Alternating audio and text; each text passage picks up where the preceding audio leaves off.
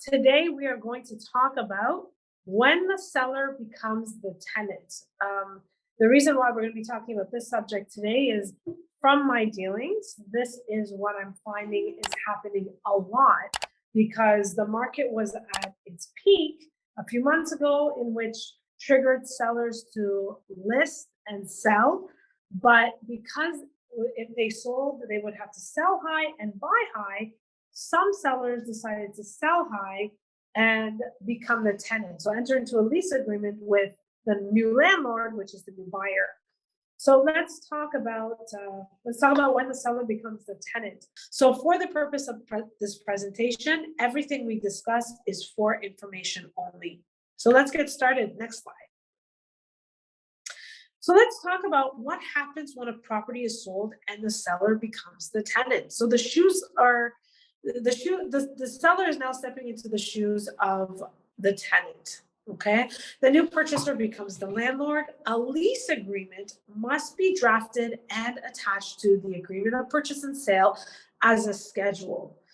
I don't know if many of you guys have dealt with these type of dealings, but anytime you enter into a tenancy, whether the seller is becoming the tenant or with a new tenant, you should always have a lease agreement. Okay, so in this case, attach the lease agreement as a schedule to the agreement of purchase and sale. Next slide. What are the tenant's rights? Now that the seller has become the tenant, as a buyer, you should know that they're going to have certain rights. Tenants' rights are enjoyment of the property, protection against unlawful rent increases and unlawful evictions, and security of tenure. Next slide. Let's talk about security of tenure, because I'm finding that when the seller becomes the tenant, they only do it for a certain amount of time. And what I mean is the mindset at the time that the lease is being signed is only for a year. Okay, and the seller will say, well, when the market drops a little, then I'll go ahead and buy. I have the cash. But in accordance to the Act, the Residential Tenancies Act, tenants have security of tenure, meaning that they are entitled to occupy the property after the initial term of the lease comes to the end. Because a tenancy can only be terminated in one of three ways. Number one, if the tenant decides to leave and gives notice.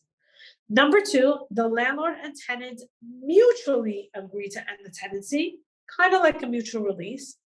And number three, by way of a court or a board order. Next slide. What if the buyer wants to move into the property after the term of the lease? Well, then the buyer has to go through the legal channels to end the tenancy. One of the legal channels is the N12 form, which is the notice to end the tenancy because the landlord requires possession of the property. Okay, the N12 can be used for the landlord's personal use or the new purchaser's own use. I highly, highly recommend that agents don't get involved with serving the N12. In fact, don't get involved with serving, filling out, filing any legal documents. Okay, there are many reasons. Number one, you're not licensed to do so. Number two, you're not insured. And number three, you don't know what the requirements or consequences are. Next slide. So I've mentioned that the N12 can be used for the landlord or purchaser's own use. So if the buyer becomes the landlord and the seller becomes the tenant, after the 1 year term, the buyer, which is the new landlord, can serve the N12 for their own use. So what can you serve the N12? The N12 can be used for the landlord's own use or their family member, their immediate family member being their child, parent, or caregiver for residential occupation for at least 1 year. For the purchaser's own use, it can only be served if the landlord has signed an agreement on purchase and sale, which is firm, if the property contains 3 units or less, or the purchaser or their immediate family member require the property for their own personal use for at least 1 year. For the purpose of this presentation, we're going to be discussing the N12 for the landlord's own use.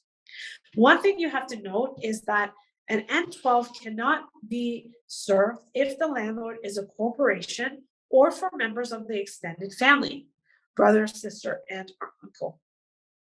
Next slide. The N12 form, the N12 notice must be served in good faith. And good faith is having the genuine intent to occupy the property for personal use or for residential purposes. The N12 should not be served if the landlord is experiencing problems with the tenant, or they want to raise the rent, or the tenant has blocked them from WhatsApp, is not responding to text messages or emails. The tenant can file an application, a bad faith application or a T5 application against the former landlord for bad faith within 12 months from the date that they moved out. So here would be the scenario. Buyer makes an offer. Seller accepts the agreement of purchase and sale. They put together a lease agreement. On the day of closing, the seller now takes the position of the tenant. The buyer becomes the landlord. After 1 year, if the former seller tenant does not vacate, the former buyer landlord can serve notice to occupy. And then they have to go through the channels of the board. Next. How can a notice be served? This is very important. I was on a hearing this morning and we were discussing whether or not the landlord had served a legal notice for entry. Now, one thing I love about the real estate industry is that it's really evolved with technology. And what I mean by that is that when I first started my career in real estate, we were glued to the fax machine. The fax machine was the only method of sending legal documents. Whereas wheels of justice spin very slowly. We have to serve notice in accordance to the act. Okay. Right now, I mean, as agents, you guys are doing you're doing offers using your smartphones. You're using e-signature documents to sign with your fingers and purchase multi-million-dollar properties. This is fantastic. But like I've said, the wheels of justice spin slowly. And landlords must serve their tenants in accordance to the rules of procedure of the following ways: by handing the document to their tenant, handing it to another adult in the rental unit, placing it in the tenant's mailbox or where mail is usually delivered, sliding the document under the door or through a mail slot, faxing it to the tenant's business or place of residence, courier, registered mail, or express post. So the reason I say, agents, guys, please stay away from serving legal documents. One of the reasons is if mail is being used as a method of service, then you have to add 5 days to the date of termination. And if you miss that, then you risk your application getting dismissed at the board. Next slide. Let's talk about bad faith, because if a landlord serves their tenant the N12 notice, for whatever reason, if the rent is below market value, they're experiencing problems, and the landlord does not move in, the tenant can bring forward a bad faith application against the landlord. And this is in the law. So the board actually has a test to bad faith. Here are the 3 questions they ask, okay? Number 1, did the tenant rely on the N12 in order to move out of the property?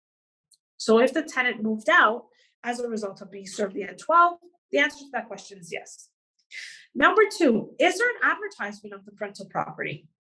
So if the landlord had put the property for sale or for lease and it's on MLS or it's on Kijiji or whatever the case is, then yes, there's an advertisement of the property. And number 3, did the person who was supposed to move into the unit actually move in? So did the person, whether it's the landlord, their child parent or caregiver, did they move into the property? That's the trigger question. So that's the test to bad faith, guys. And that's why I always say, stay away from serving legal documents, because more and more applications that end up on my desk, they're holding the agents accountable. And remember, when you go in front of the board, you're going to a legal proceeding. And dealing with landlords and tenants, you're not licensed to do so. You're not licensed by the Law Society of Ontario to offer legal services. So what that means is any fines that the board orders, guess who's paying it out of their pocket? Okay. Next slide. So what are other remedies that the board can order on a bad faith application to the tenant? The board can order a rent abatement, the difference in rent between the former unit and the new unit times 12 months, in order to pay a fine into the board, moving costs, any out-of-pocket expenses that the tenant has incurred up to $50,000, and any other order that the board finds appropriate. Okay, so these are the list of remedies. Next slide. Compensation. This is one of the requirements of the N12. In accordance with Section 48(1) of the Act, compensation equivalent to 1 month's rent must be paid by the landlord to the tenant prior to the termination date in the N12. A declaration or an affidavit must be submitted to the board. And in accordance to Bill 184, the landlord must disclose in the declaration or affidavit of any previous notices of termination served to the tenant. Next slide. Time and time again, I get asked, why do we have to give compensation if the tenant doesn't move out by the termination date? Can the tenant stay and remain in the property? What if the tenant doesn't move out? Well, the second page of the N12 notice, on the third bolded box from the left down, which I have a screenshot here, it actually states, what if you disagree with this notice? And to the right of it, it says, you do not have to move out if you disagree with what the landlord has put in this notice. So essentially what I'm saying is that if the tenant wishes to dispute the notice, they are not obligated to move out of the rental unit. They can actually remain in the unit until a hearing date is held. Now, on the flip side, if the tenant decides to leave earlier, the landlord must return or refund any extra monies that they hold in their possession. They must also provide the 1 month's rent compensation. Next slide. Let's talk about the hearing, okay? Because the N12 must be filed with the board once it's served on the tenant. A certificate of service must be filed with the board as proof of proper service. And the landlord or the legal rep must provide documentation to support the N12. Number one, the agreement of purchase and sale. If the new purchaser is moving in, doctor's note if a caregiver is required, affidavits, declarations, any other documents requested by the board. And this is why I say, realtors, please don't get involved or entangled with serving legal documents, because it takes away time, that valuable time, for you to do what you do best, and that is selling and buying. Next slide. Let's talk about canceling an N12. There is no set way to cancel a legal notice once it's served. Okay, and once it's served, it's served. It all depends on whether or not the tenant will act on it. Landlords must make certain that whomever is indicated to move in on the N12 is 100% committed before serving the N12. This is a very, very heavily weighted, consequential notice, okay?